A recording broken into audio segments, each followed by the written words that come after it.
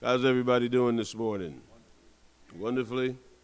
All right, it's good to see you. Good to see you. It's good to be here. Good to be anywhere. God is good all the time.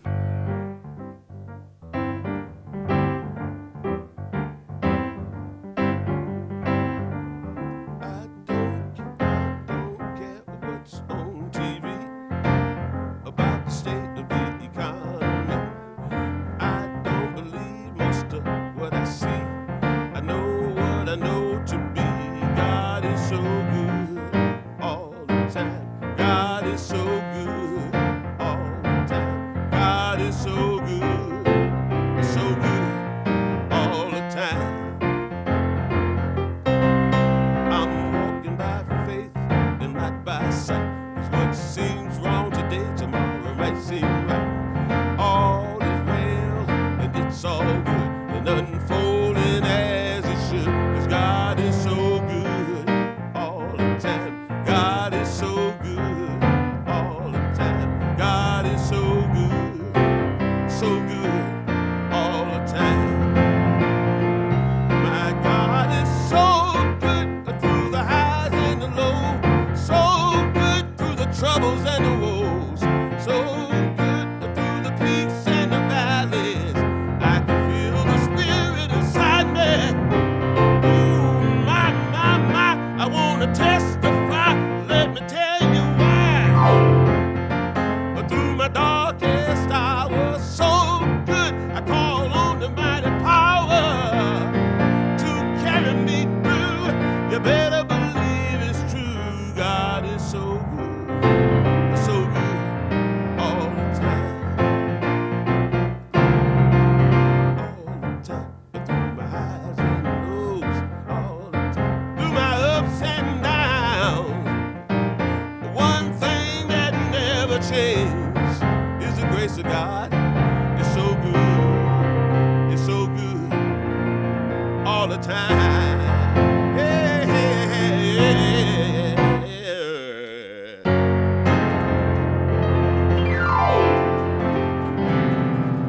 God is so good. When is God so good? All the time. Yes, indeed.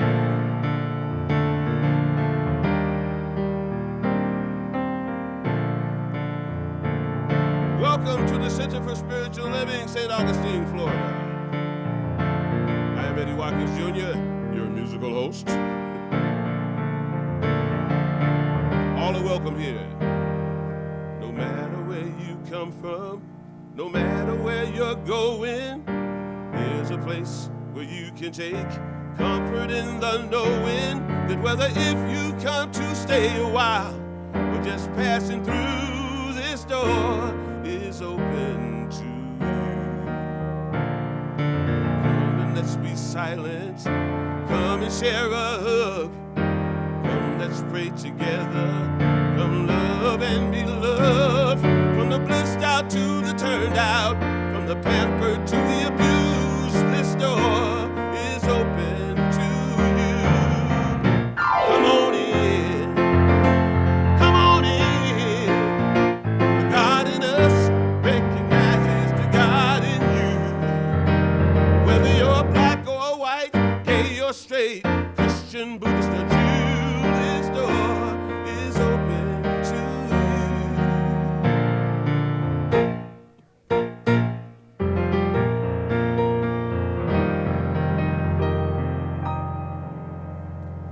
If there's some kind of trouble or pain you're going through, know that you are not alone and someone cares for you as an individualization of divine point of view.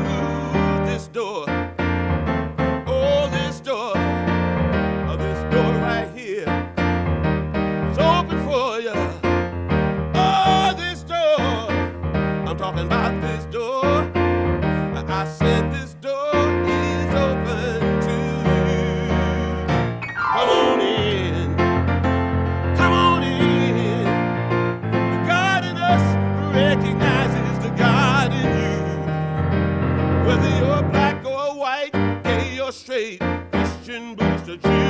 this door is open to you.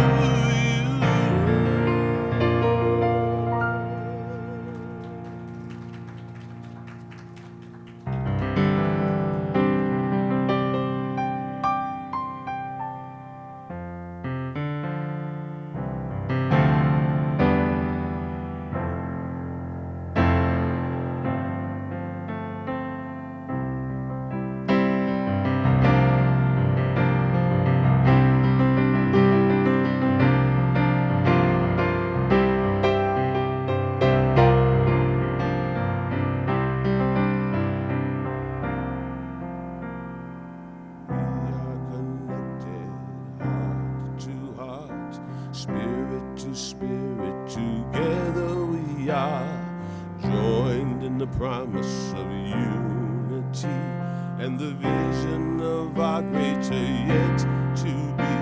As we come together in faith, we align with the truth of who we are and realize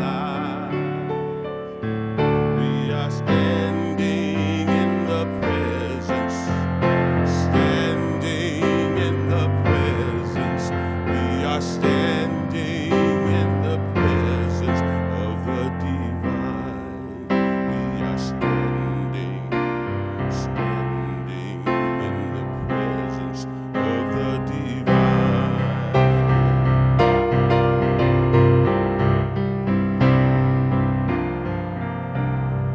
We are connected from the heart.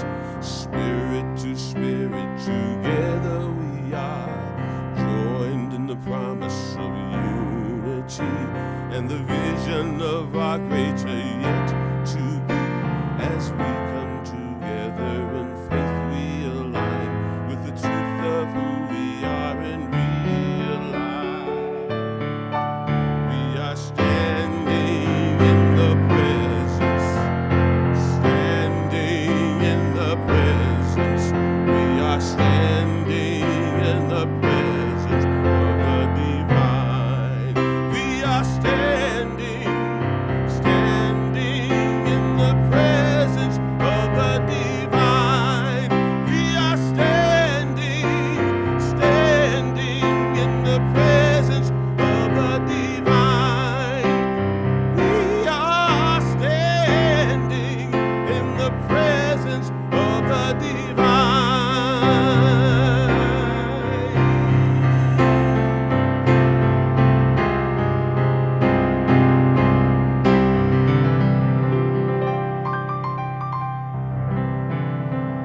And now, ladies and gentlemen, the fantastic, the irrepressible, the effervescent, Reverend Ken Wilcox. Effervescence. I like that. Thank you, Eddie. Good morning, everyone. We are standing in the presence of the divine. Thank you, Eddie, for reminding us of that. The essential being of our truth. You know, all life asks and all it requires is the opportunity to appear. You are that opportunity, and so am I. It's the purpose of this wonderful teaching of ours to keep us reminded of this essential truth in our lives and to help this truth show up in our lives in a greater, more loving and dynamic way. I always ask you to do one simple thing each Sunday. And that's to leave all your troubles, your fears, your would-haves, your could-haves, your should-haves. To leave all that stuff outside. And for the next 40 minutes or so to open up an avenue of spirit possibilities. And what are spirit possibilities? Well, they're for more love, more joy, more happiness, more laughter, more great music, all those things in life that make us feel alive. Because that's what God is doing through you and through me, showing up in the physical, recognizing itself through our love, our joy, and our laughter. So know you're in a great place this morning, and Spirit is going to recognize and reward you abundantly. All right, Eddie, you got some music to get them up out of their seats? I do. All right, but first let me teach it to them. This is a new song that we're going to be doing this often. It's a song called I Am Alive with the Spirit of God, right? Now let me teach you the words. I am alive with the Spirit of God. I am alive with the Spirit of God. I am alive with the Spirit of God. I am alive with the Spirit of God. Oh, wait. I am alive, y'all. Live with the Spirit of God. Are you ready? Clap your hands, y'all.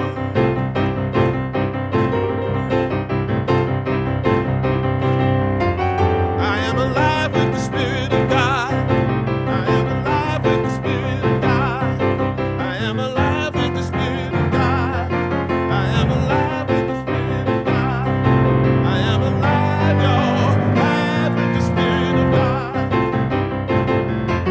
I am alive with the Spirit of God. I am alive with the Spirit. Ooh, I am alive with the Spirit of God. I am alive with the Spirit of God. I am alive, y'all.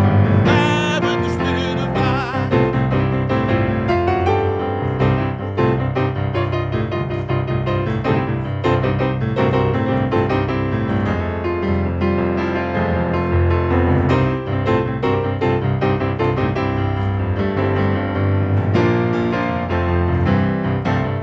Here we go.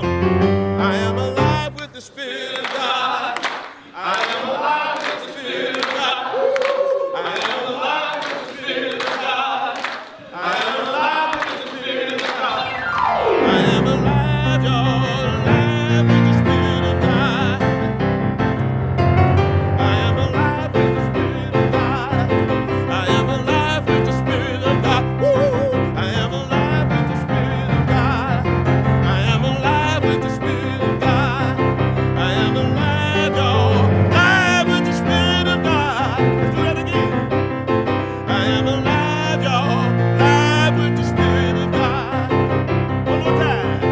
I am alive, y'all. Alive with the Spirit of God.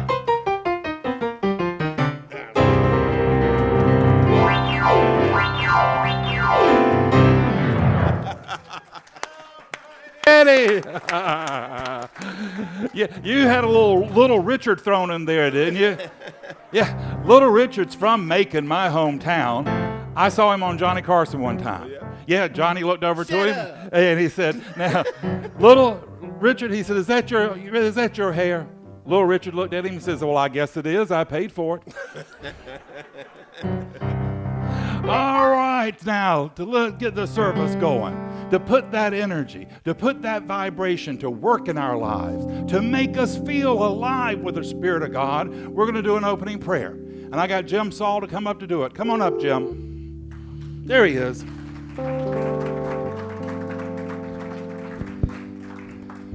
Good morning. Eddie, you're a hard act to follow. Especially when you're trying to calm things down. So let's try that. Let's take a few deep breaths.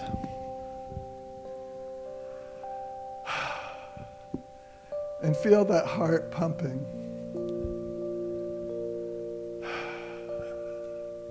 Feel your lungs fill with air.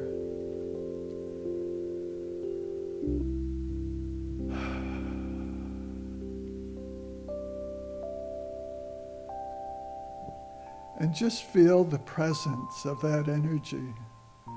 It's within you. It surrounds you. This whole room is filled with it.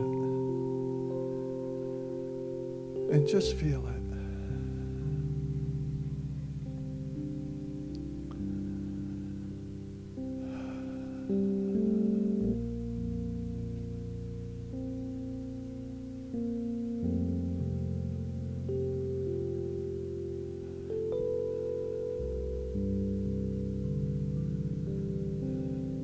And know this truth with me, that there is one energy, one divine energy that fills every aspect of our life. It beats our heart. It's the energy in our brain that helps us think. It makes the trees grow and the sky fill with rain.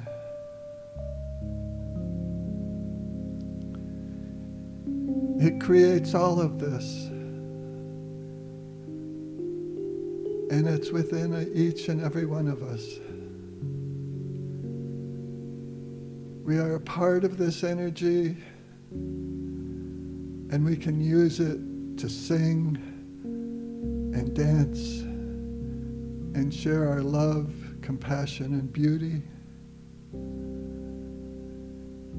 It is an energy which is filled with love by its very nature.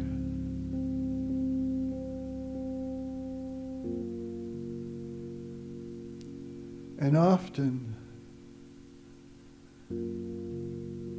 we need to take some time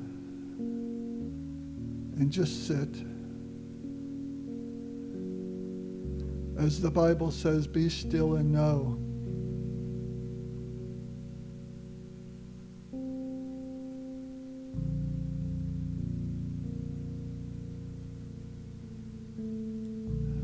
Know that this center is a place of spiritual awakening for each and every one of us.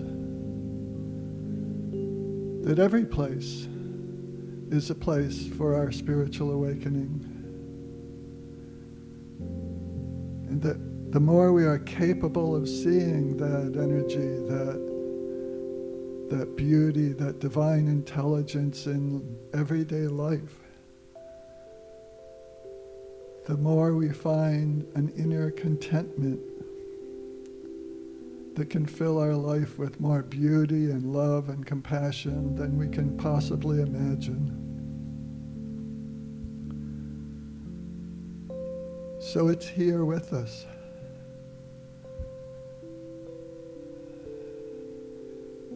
It can guide us, teach us, and prove to us that it loves us. We can share this energy as we did moments ago, singing. And we can share the energy with one another within quiet.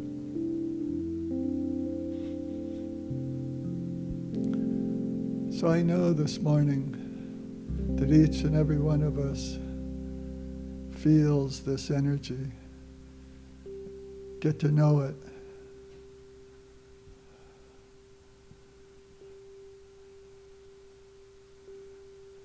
I give thanks for this energy, for it makes our life beautiful in every way. Take time during the week to think of friends and loved ones that need this energy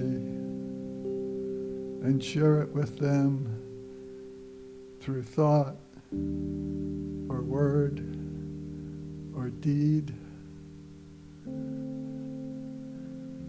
And know that it invigorates your heart, opens it up, and gives you a better day. So I give thanks for all of this. I give thanks for this center and for the talk that Ken is about to give us. And I can release this prayer to be so simply and easily by saying, and so it is. Thank you. God is, I am right here, right now, right here, right now. God is, I am. I invite you to repeat after me. God is, I am right here, right now, right here, right now, God is, I am.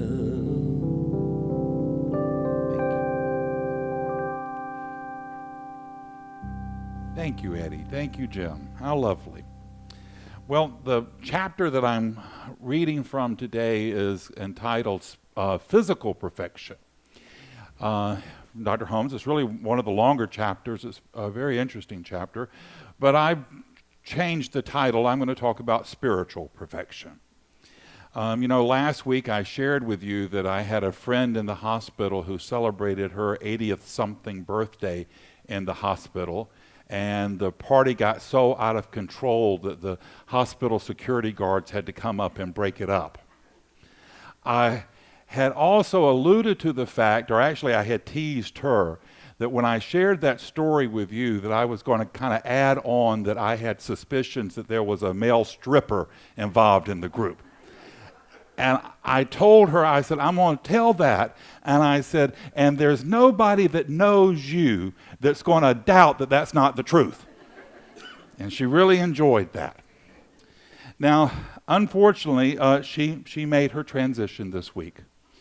She passed on, and we had her celebration of life here yesterday, and it was really an amazing and a glorious event. It really was. And I know she was ready to give up that body of hers that had served her so well for so long. And at the end, it really had become apparent that she was ready to give it up. She was a very determined woman, and when she was in rehab, she really wanted to get back on her own, independent. And so she had tried to get up on her own, and one night she had fallen in the restroom, and she ended up looking like she had been in a bar fight on the losing side of it. And she wasn't in pain, and she didn't break any bones remarkable. But then she went into the hospital, and that's where she had her birthday celebration. And from there, she spent a couple of days in hospice. And as she was in hospice, it almost looked like to me that the bed got bigger and bigger, and she got tinier and tinier. And the last couple of days, seeing her really wounded in that condition, and knowing that I was writing this talk, I really was contemplating, where's the physical perfection? Where's the physical perfection that she's experiencing? Where is it? And there's probably some major science of mind minister rule that I'm going to break that I shouldn't. But I couldn't see the physical perfection there. I couldn't see it. I could see the spiritual perfection of her releasing that cloak of dust that was at that point holding her back. I could see the spiritual perfection of the people caring for her, because every step of the way she had just really amazing care. I could see the physical, the spiritual perfection of the service we had yesterday. Her family, they all got up and spoke. 3 children, 3 grandchildren, and then a son-in-law. And it was perfection. I could see the perfection in that. People came up to me afterwards and said they had never been to a memorial service that was so celebratory and so powerful and inspiring. So I can see the perfection in that.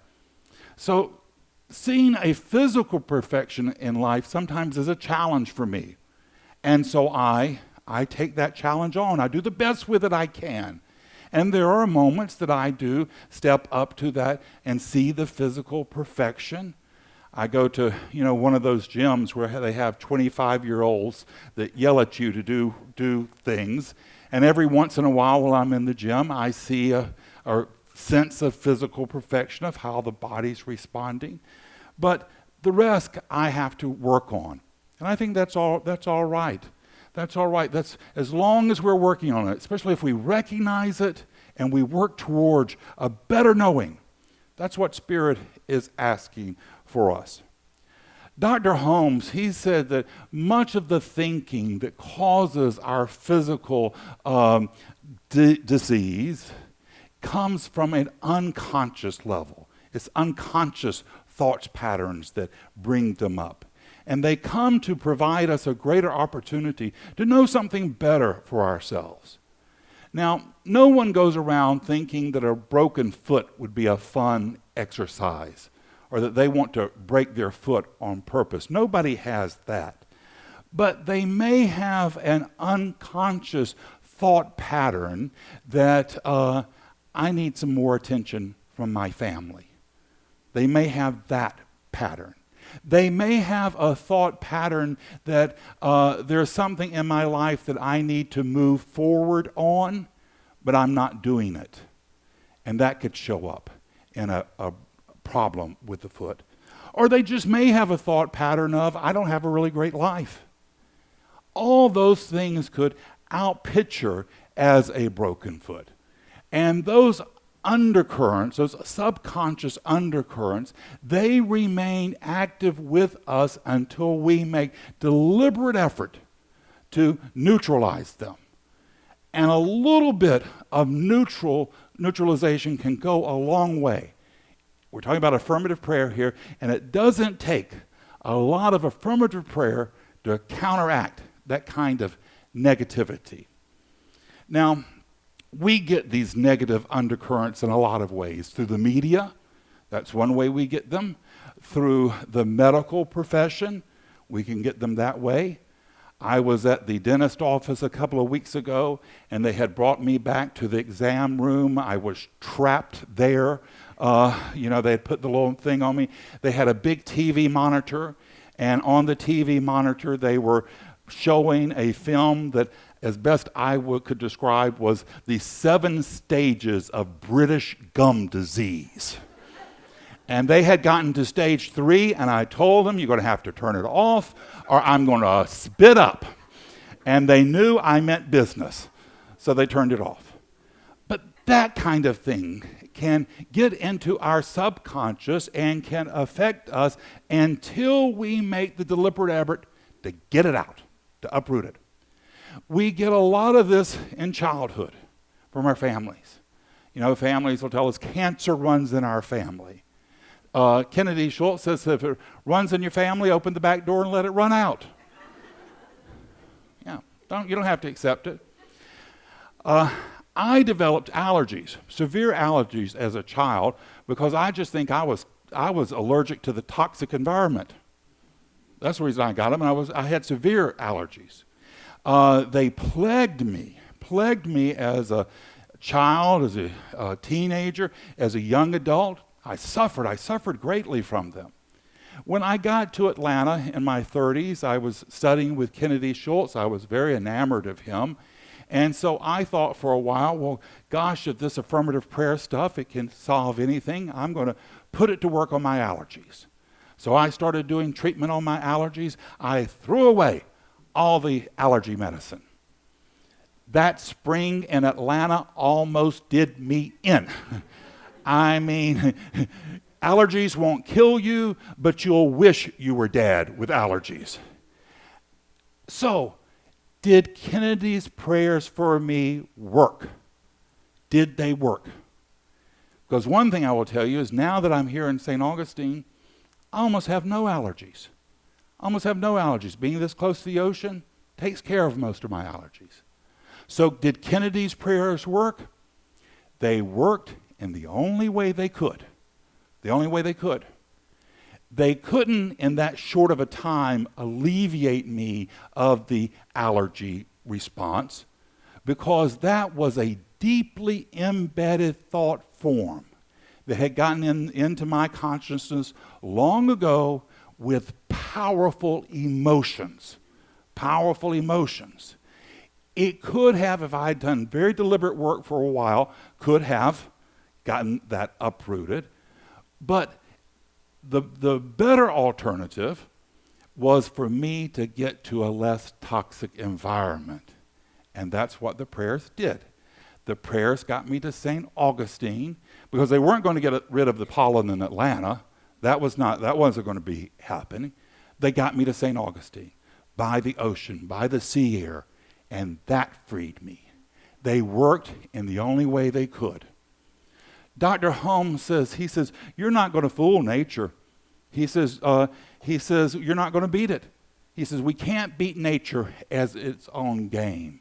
We have to know that we are some part of the game of nature, and we have to work with it. He says the results are going to be a comedy or a tragedy or a romance novel. That's what my friend who celebrated her life yesterday, that's what her life was, a romance novel. And we get to decide.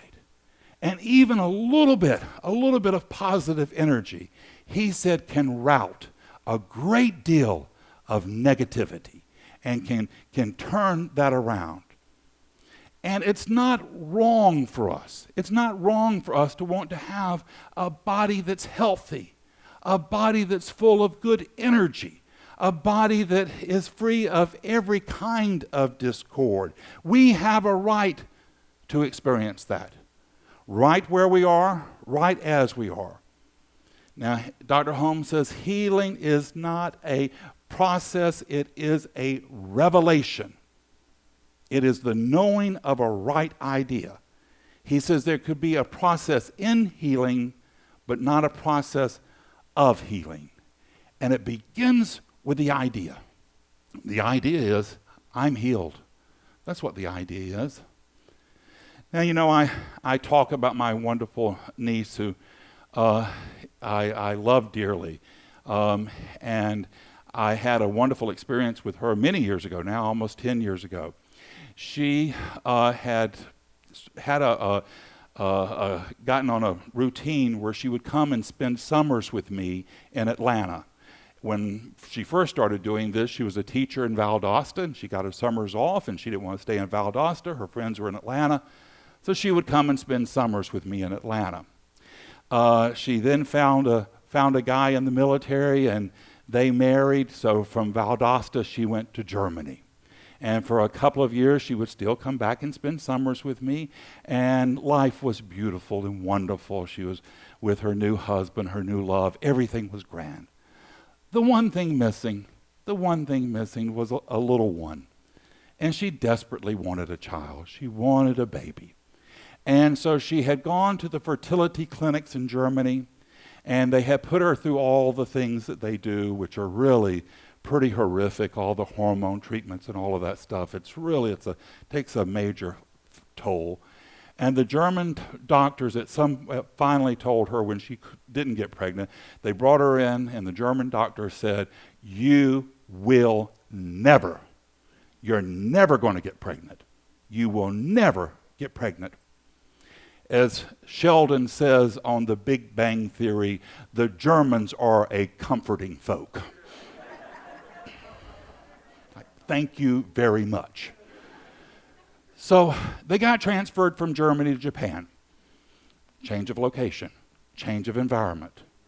They got in Japan. She was planning to come spend the summer with me that year. She didn't want to tell me because she wanted it to be a surprise, but she was pregnant.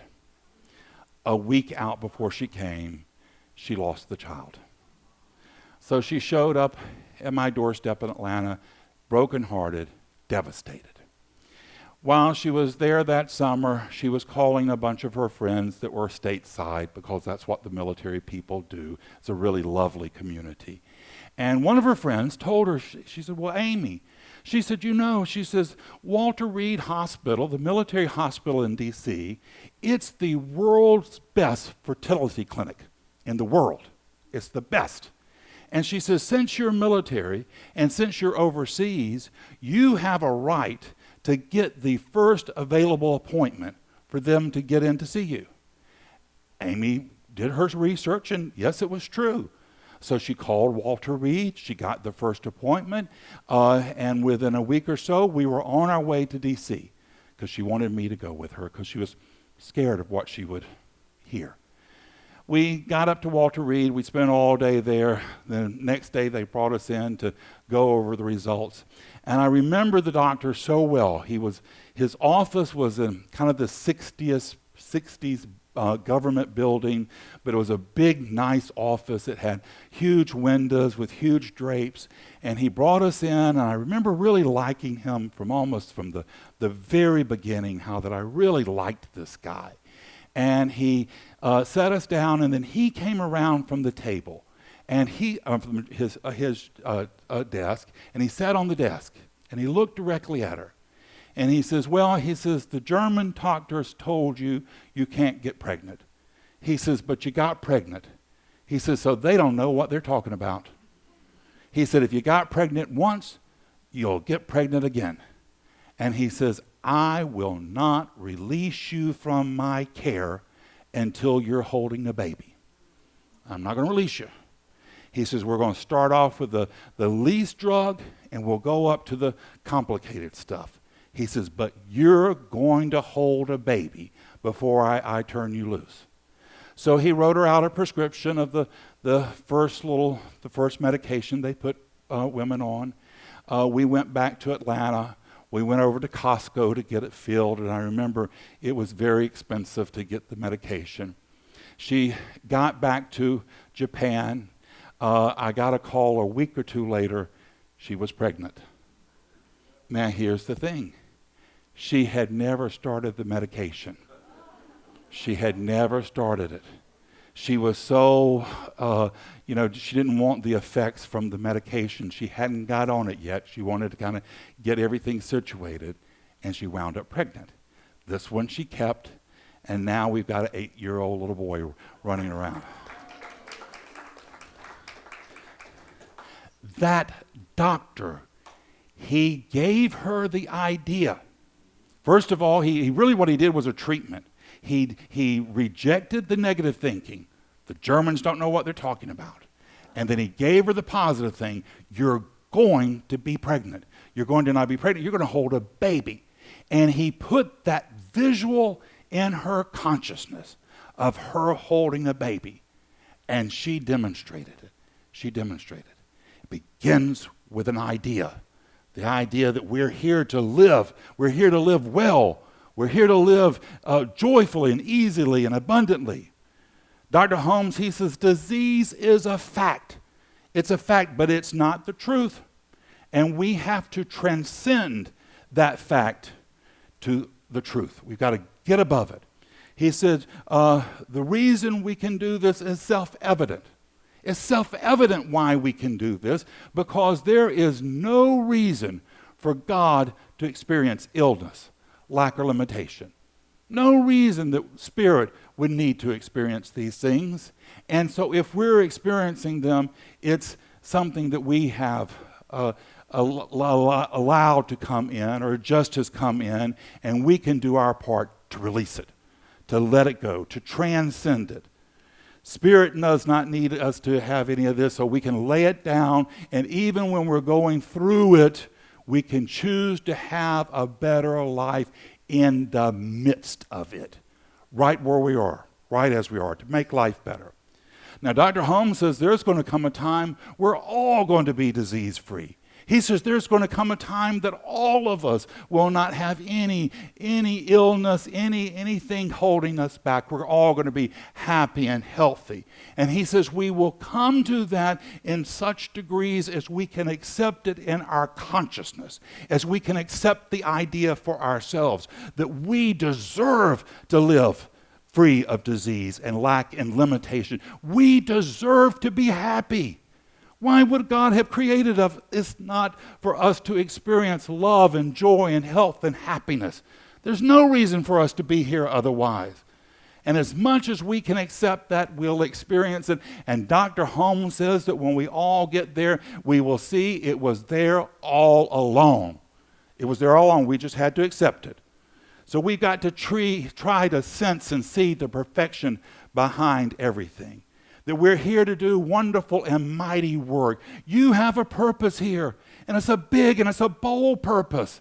God hasn't sent you to do small things. Spirit has sent you to do wondrous things, and you're empowered to do it. You just got to free yourself and know that you deserve a body that's strong enough to make it happen. So call on Spirit, call on the healer, call on the comforter, and say, I am here to have something wonderful and joyful in my life.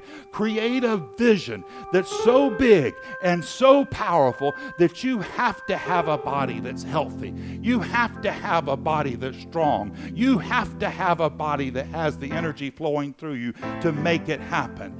It may be a vision of learning a new skill, creating some artwork, writing a book, opening a company. It may be just teaching your grandchild how to fish for the first time or how to swim. It may be volunteering and doing something really good. But it needs to be something big enough that you've got to put something in it, and God's got to put something in it too. You see, we both got to get in the game. We both got to get some chips on the table. And when you do, you're going to be awed with how much Spirit is willing to support you. Keep your eyes on the love and joy of God, and when that day comes when we have to throw off this cloak of dust, our spirits will fly away back to the home of God, back to the heart of God, and we will fly on wings of support, wings of love. We will fly home knowing, well done, good and faithful servant. It's what we've come to do. You've got the power to do it. God is with you, calling you on. It's the truth. It's the truth in your life. It's the truth in mine, and so it is.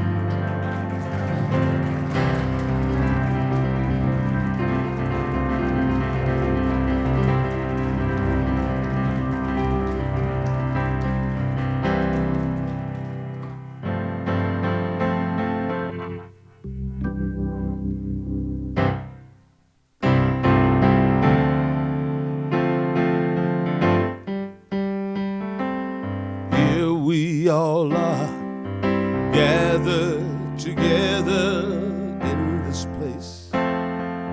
Why are we here? What is our purpose? Spirit reveal. How do we know what's true and what's real? We may not know where life's road will lead, but it doesn't matter.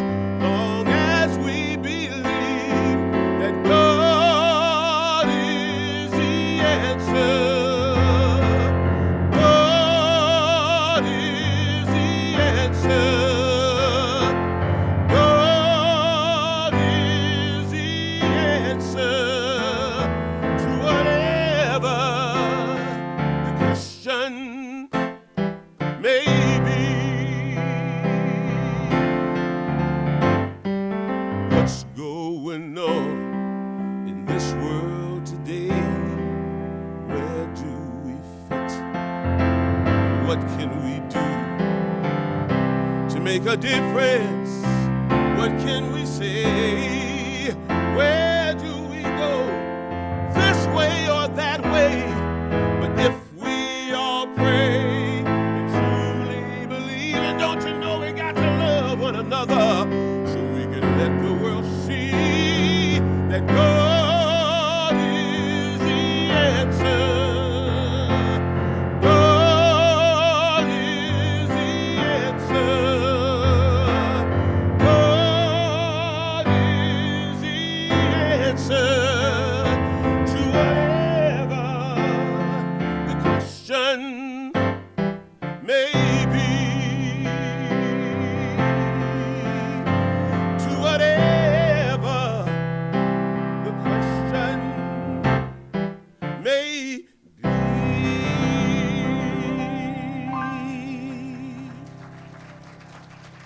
Thank you. Thank you, Eddie. God is the answer to whatever the question may be. Your illness, your lack, your limitation, your loneliness. Spirit is the answer. And that answer is that you're one with Spirit, that you're not here on your own. You don't have to go through this challenge of life just by yourself. There's a power and goodness and glory of God that's wanting to reveal itself through your joy, through your happiness. And you deserve it. If not you, then who? You're here to experience God's goodness. That's why you've come to tread the soil of St. Augustine, so that you can know that that power which set the universe in motion loves you, is concerned and worried, and not worried, but is concerned and values you, values your love, values your health, and values your prosperity. So know you're not alone. You've got God with you on your side. Now, you know, our center, we work by your support, and we're very grateful for the support you've given us. This community has gotten us through this epidemic in a way that's been amazing, and we're still counting on you for your support. You take your support and in consciousness and coin through money, but also your prayer work, seeing this center growing and thriving, praying for this center to grow and thrive, praying for us, to our programs to get up and get functioning again. Our youth program, our Reverend Elizabeth Scholarship, where we're helping young women in need, our Venus Manley program, where we're helping children with challenges get further education. So we need your prayers and we need your contributions. Now, if you're willing to give us a contribution, my suggestion is to take it and place it over your heart. If you're supporting us in prayer, just place your hand over your heart. It will do as much good. And know with me this affirmation of prosperity. I live in a universe of abundance. As I freely and joyfully give, I join in the divine flow, and all that I share with Spirit returns to me. It returns to me. You're not going to outgive God in this thing. It returns to me multiplied abundantly. This is my truth. I celebrate it. I rejoice in it. And together in consciousness we say, and so it is.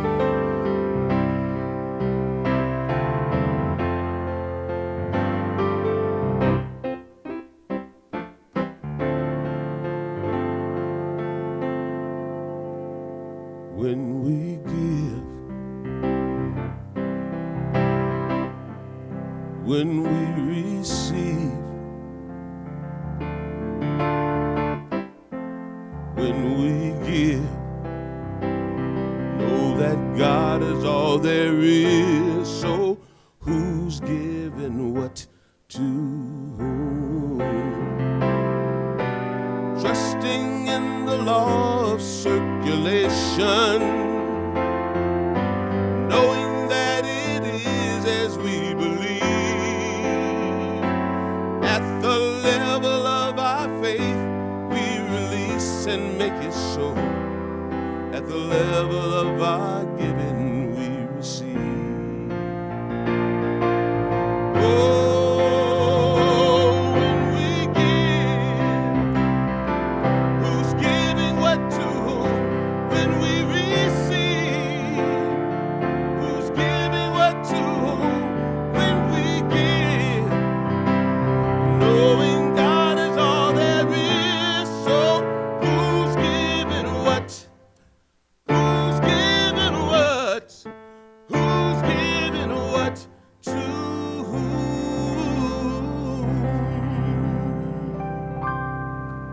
you, Eddie.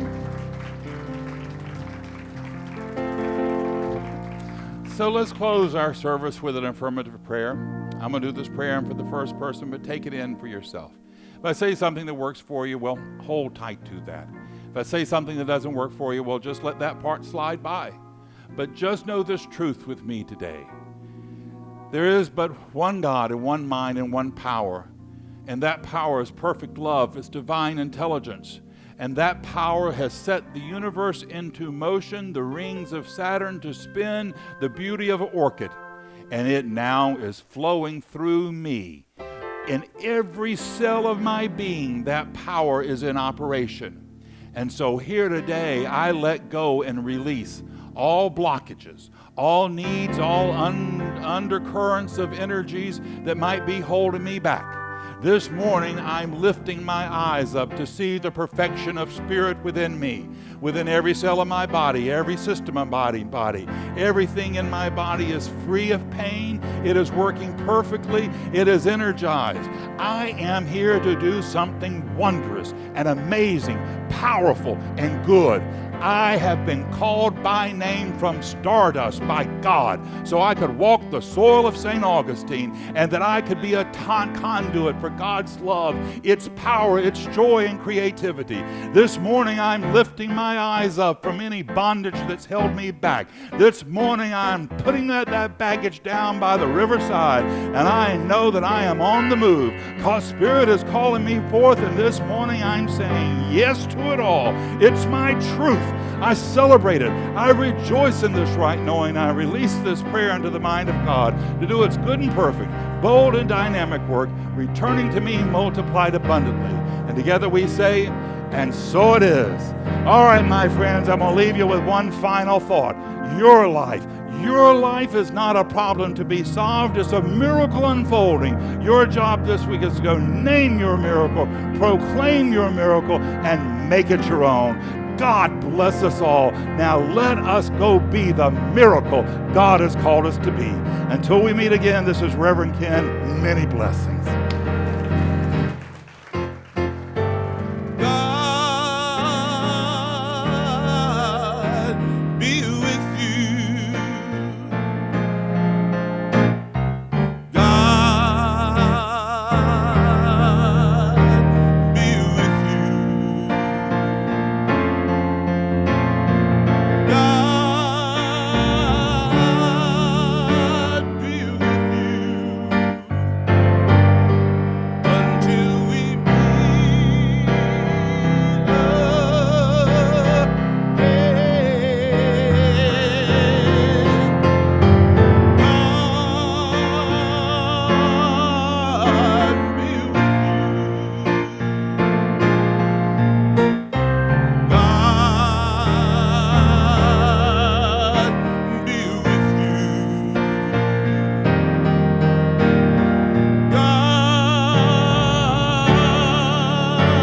be with you until we meet again.